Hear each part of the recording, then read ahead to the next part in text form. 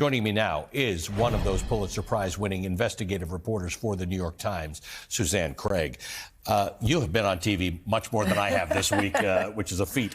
Oh, boy. Again, congratulations on the reporting that you did, because sometimes good reporting actually influences things in the end. And this is one of those cases. And part of it is that it's complex.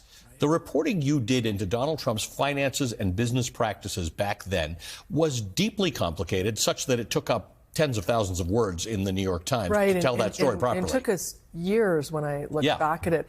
It's interesting. I'm glad you started with the point about he initially had promised to release his tax returns, because I think about that a lot. And I think if he had just released one or two of his tax returns, I don't think it would have set a lot of this off. I know we probably wouldn't have embarked on what we did, which turned out, just because we kept finding new stuff, a years-long investigation. For an answer to a simple question. We were looking for just kind of the state of play of his finances. If we got his tax returns, great, but we were just trying to get a better understanding of things, and we kept digging and digging and digging because he wouldn't release his tax returns initially. I think about that so often, because I wonder how history would have changed, at least in my life, if he had. I think it would have been a lot different. Because there's nothing weird in the journalism of that. We are accustomed to the fact that in modern history, presidents give you some state of some sense of their financial affairs. Right, and it's an important thing when you're in the White House, because you just want to know the influences that are on the person in the White House who's making decisions about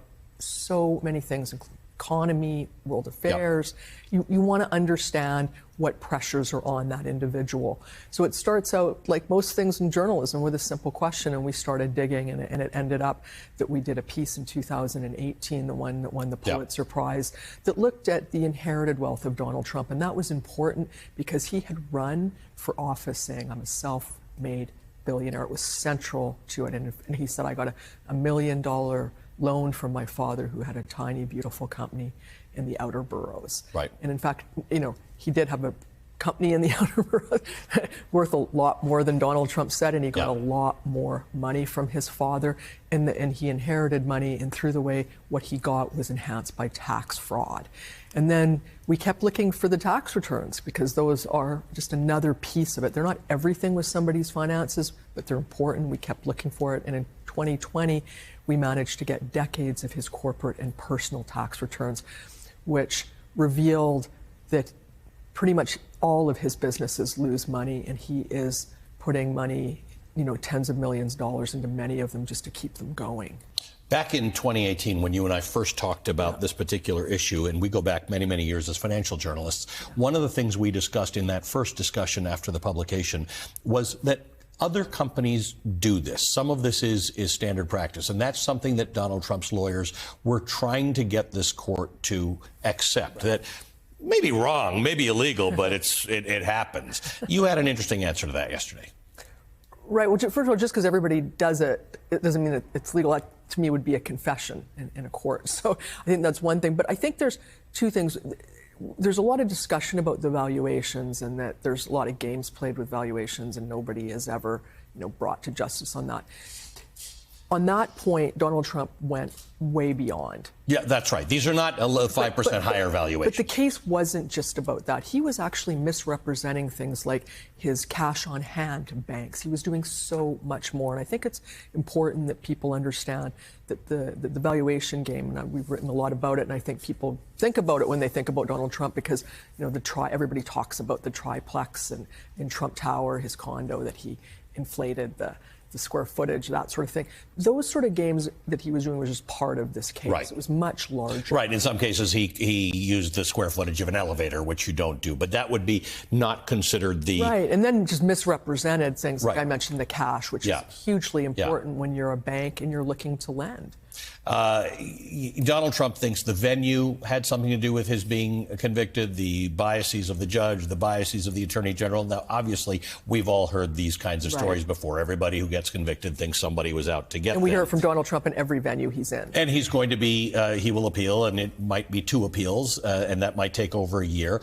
But there are also some other things going on. This is being redirected to the IRS, which has never met an audit or a investigation they don't like, and being sent again possibly to the Manhattan, to the federal authorities. Right.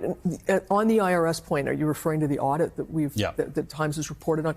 The audit is another issue that's not talked about a lot. We reported it in the story in 2020 when we got his tax returns. We could see in that information that we got, there was a lot of data that there was an audit going on. And we determined just on that one audit, it's been going on for years, Right. that he could face a penalty in excess of $100 million. And I would imagine it's growing every day with interest. That audit is going on inside the IRS. We have no visibility into it. We don't believe it's been settled, but we don't know. Right. But that is another pressure that is potentially on him. That's a real issue, and added on top of the other ones. The civil judgment that we saw yesterday, the E. Jean Carroll penalties that he's going to have to pay. These are huge. And they're not things that you can just put off for another day. So if you're playing with this on your calculator, you're above $500 million at this point. Right, and I'm always careful to say, too, with this, there's a lot that we don't know. I try to tell people what I do know, but there could be other things we just don't know about.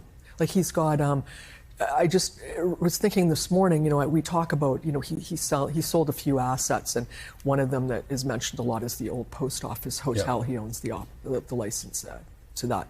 He got $139 million for that. Well, he has to cut potentially a tax bill for that. Right. And we saw in court filings he was sending tax payments out. So there's things like that. There Right. could be other things we just don't know about. This is still just the tip of the iceberg. Thanks for your amazing reporting for years and years and years, Suzanne. We appreciate it. Thanks for having me, too. It's Always a pleasure. great Suzanne discussion. Craig is a Pulitzer Prize-winning investigative reporter for the New York Times. We're going to continue this conversation right. If it makes you feel any better, I have already put evac on alert. He's ready to go if it comes to that. General, I can assure you. Hey, General, let me into the war room to see you, so I had to hack my way onto this frequency. This better be critical, Wheelie. Sir, come on, when is it not, please? Okay, couple of things. I'm running low on the dough. I was thinking about taking a couple of months sick leave, maybe starting today. And, oh yeah, I intercepted a transmission from Megatron. Then send it through. Yes, sir, right away, sir. And so I'll assume that we're going on the other stuff. This is your last warning, insects.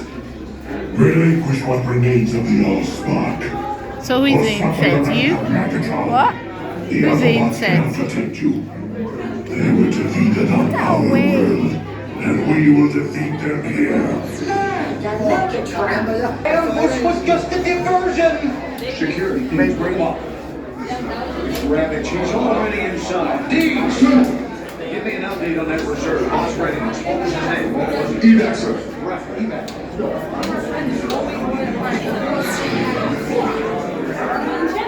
She's right in front.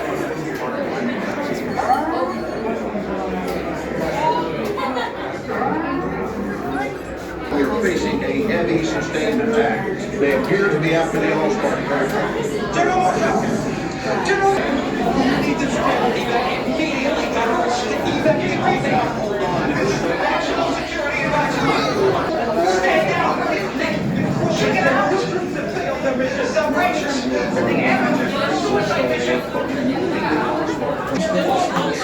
So I had to hack my way onto this frequency.